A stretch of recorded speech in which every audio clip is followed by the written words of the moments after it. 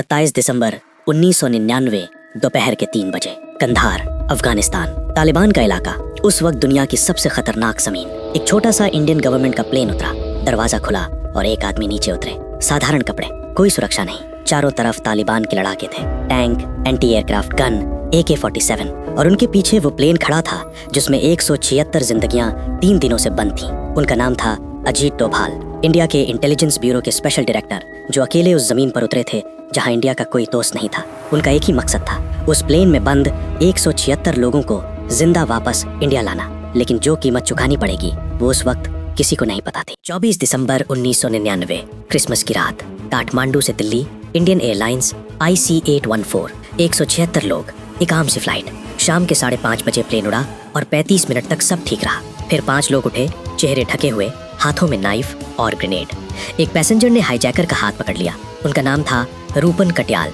जो अभी अभी अपने हनीमून से लौट रहे थे। उन्हें वहीं चाकू मार दिया गया।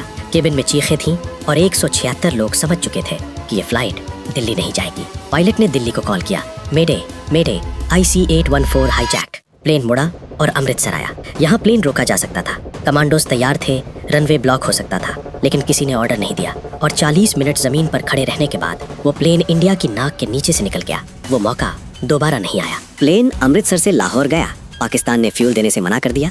फिर दुबई, फिर मस्कट, हर जगह प्लेन को उतरने दिया गया, लेकिन कहीं से कोई मदद नहीं मिली। आखिरकार 27 दिसंबर को प्लेन कंधार पहुंचा, तालिबान के कब्जे वाले अफगानिस्तान में। उन 4 दिनों में प्लेन के अंदर का माहौल बदल रहा था। पहले दिन डर था, दूसरे दिन थकान, तीसरे दिन एक अजीब सी खामोशी। 176 लोग एक दूसरे को देख रहे थे। कोई रो नहीं रहा था, कोई चिल्ला नहीं रहा था, बस बैठे थे, जैसे अंदर से टूट जाने के बाद इंसान बैठ जाता है। हाईजैकर्स ने खाना दिया, कभी कभी पानी दिया और हर कुछ घंटों में एक धमकी कि अगर डिमांड्स नहीं मानी गईं तो प्लेन उड़ा देंगे। और यहाँ आकर इंडिया की सबसे बड़ी मुश्किल शुरू हुई। तालिबान इस हाईजैकिंग में इंडिया की कोई मदद नहीं करना चाहता था, लेकिन हाईजैकर्स को रोकना भी नहीं चाहता था। तालिबान के लिए ये एक पॉलिटिकल गेम था और 176 इंडियन पैसेंजर्स उस गेम के मोहरे थे। दिल्ली में क्राइसिस मैनेजमेंट रूम में बैठे अधिकारी एक एक ऑप्शन देख रहे थे और हर ऑप्शन बंद हो रहा था। कमांडोज भेजो, तालिबान रोक देगा। प्लेन उड़ा दो, 176 लोग मर जाएंगे। कुछ मत करो, हाईजैकर्स और अग्रेसिव हो जाएंगे। उस रात दिल्ली में एक फैसला हुआ, नेगोशिएट करो। Delhi, prime minister's office. Atal Bihari Vajpayee, जो उस वक्त इंडिया के प्राइम मिनिस्टर थे, एक बंद कमरे में बैठे थे। सामने थी 176 फैमिलीज की लिस्ट, नाम, उम्र, घर के पते। बाहर मीडिया था, बाहर फैमिलीज थीं जो हर घंटे अपने किसी को वापस मांग रही थी। उनके सामने 2 रास्ते थे, एक टेररिस्ट्स की डिमांड्स मान लो, अपने लोगों को वापस लाओ, लेकिन दुनिया को ये मैसेज दो कि इंडिया को ब्लैकमेल किया जा सकता है। दूसरा, डिमांड्स मत मानो, अपने लोगों को खतरे में छोड़ो और उस खतरे की जिम्मेदारी अपने कंधों पर उठाओ। अटल जी ने उस रात जो महसूस किया होगा वो किसी भी इंसान के लिए सबसे भारी बोझ था। एक तरफ राष्ट्र का सम्मान था, दूसरी तरफ 176 जिंदगियां। उन दिनों अटल जी की उम्र 75 साल थी, एक बीमार शरीर, घुटनों का दर्द और अब ये बोझ। रात को जब बाकी सब चले जाते तो वो अकेले उस लिस्ट को देखते रहते। 176 नाम।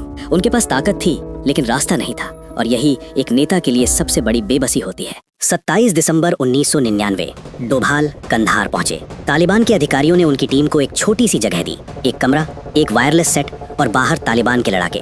नेगोशिएशन शुरू हुई, लेकिन ये कोई नॉर्मल नेगोशिएशन नहीं थी। हाईजैकर्स की तरफ से डिमांड्स आईं, $200 मिलियन कैश और 36 टेररिस्ट्स की रिहाई। उनमें से एक नाम था जो बार बार आ रहा था, मसूद अजहर। डोभाल ने वायरलेस पर हाईजैकर से बात की, शांत आवाज में, बिना किसी पैनिक के। उनका काम था डिमांड्स को कम करना, एक एक करके। नेगोशिएशन का असली खेल ये नहीं था कि डिमांड्स कम करवाओ, असली खेल था हाईजैकर्स को ये एहसास दिलाना कि उनके पास वक्त है, जबकि वक्त असल में खत्म हो रहा था।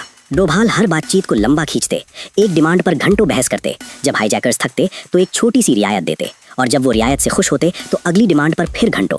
ये दिमाग का खेल था और डोभाल इसमें माहिर थे। लेकिन एक चीज थी जो डोभाल कंट्रोल नहीं कर सकते थे, दिल्ली का प्रेशर। हर रात दिल्ली से एक कॉल आती, कितना हुआ, कब होगा, फैमिली सड़कों पर है, मीडिया चिल्ला रहा है। और हाईजैकर्स ये सब जानते थे। ISI उन्हें minute to minute Indian media की अपडेट्स दे रहा था, कौन सा चैनल क्या कह रहा है, दिल्ली में कितना प्रेशर है, फैमिलीज क्या मांग रही हैं। हाईजैकर्स नेगोशिएशन टेबल पर बैठकर डोभाल को इंडिया का प्रेशर दिखा रहे थे। जब डोभाल नेगोशिएशन टेबल पर बैठते तो सामने वाले को पता था कि इंडिया कितना टूटा हुआ है। 7 दिन डोभाल हर सुबह उठते, वायरलेस पर बात करते, डिमांड्स कम करवाते और रात को एक रिपोर्ट दिल्ली भेजते।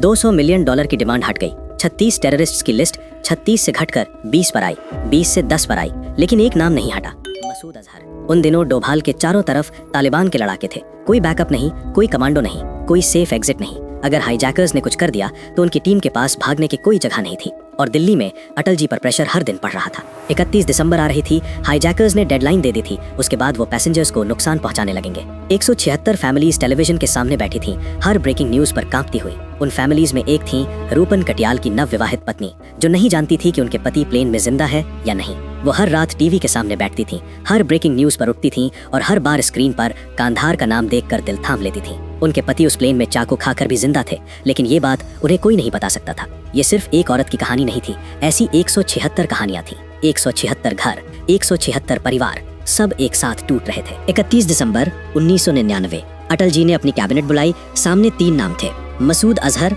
उमर शेख और मुश्ताक जरगर। 3 टेररिस्ट्स जिन्हें छोड़ने की मांग थी। कैबिनेट जानती थी कि ये तीनों कितने खतरनाक थे, इन्हें छोड़ना एक बड़ी गलती होगी, लेकिन कैबिनेट ये भी जानती थी कि 176 लोग उस प्लेन में थे। अटल जी देर तक चुप रहे, फिर उन्होंने धीरे से कहा, हमारे पास कोई रास्ता नहीं है, वो 3 टेररिस्ट्स रिहा किए जाएंगे। उस रात जो फैसला हुआ वो इंडिया के लिए सबसे भारी फैसलों में से एक था। डोभाल को जब ये बताया गया तो उन्होंने कुछ नहीं कहा, बस एक लंबी चुप्पी थी। उस रात के फैसले का बोझ शायद सबसे ज्यादा एक ही इंसान ने उठाया।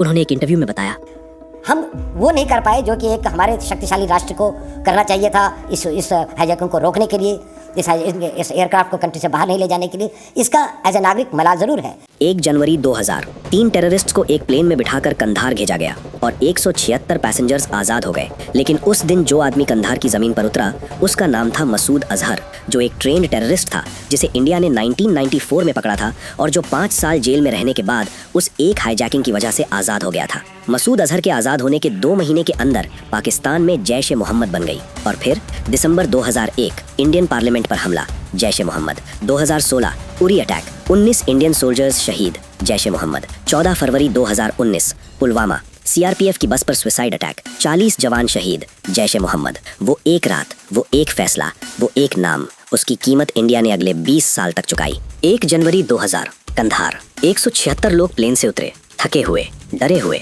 टूटे हुए, और वो उस प्लेन के अंदर गए। उन्होंने 176 लोगों को देखा जो 7 दिनों से उस कैबिन में बंद थे। उन्होंने एक इंटरव्यू में बताया, और सारे के सारे पैसेंजर्स को मैंने कहा था, हाईजैकर्स भी वहाँ पर थे, कि आप लोग आज़ाद हैं और भारत की सरकार और भारत देश पूरा आपके साथ है और हम आप लोगों को यहाँ से सुरक्षित ले जाएंगे, है ना। उसके बाद जब मैंने उनसे कहा कि बोलिए भारत माता की जय या जय हिंद, तो उन्होंने रिस्पॉन्ड नहीं किया। मुझे इस बात का ज़रूर मलाल था कि ये लोग इतने डरे हुए थे। वो खामोशी सिर्फ डर की नहीं थी, वो उस थकान की खामोशी थी जो इंसान को तब होती है जब वो 7 दिन तक ये नहीं जानता कि वो घर लौटेगा या नहीं। और वो जो 7 दिन तालिबान की जमीन पर अकेले खड़े रहे, उन्होंने उस खामोशी को समझा। शायद इसीलिए वो कुछ नहीं बोले। ये खामोशी सिर्फ उन 176 लोगों की नहीं थी, ये उस पूरे वक्त की खामोशी थी जब इंडिया के पास ताकत थी लेकिन रास्ता नहीं था, जब एक आदमी अकेले तालिबान की जमीन पर खड़ा था और उसके पीछे पूरा देश बेबस था। सोचिए, अगर वो प्लेन अमृतसर में रुक जाता तो मसूद अजहर कभी आजाद नहीं होता, पुलवामा नहीं होता, वो 40 जवान घर लौटते। एक ऑर्डर, एक मौका, एक रात, इतिहास बदल सकता था। आज भी ऐसे फैसले होते हैं, बंद कमरों में, बिना किसी को बताए, और उन फैसलों की कीमत हम सब चुकाते हैं।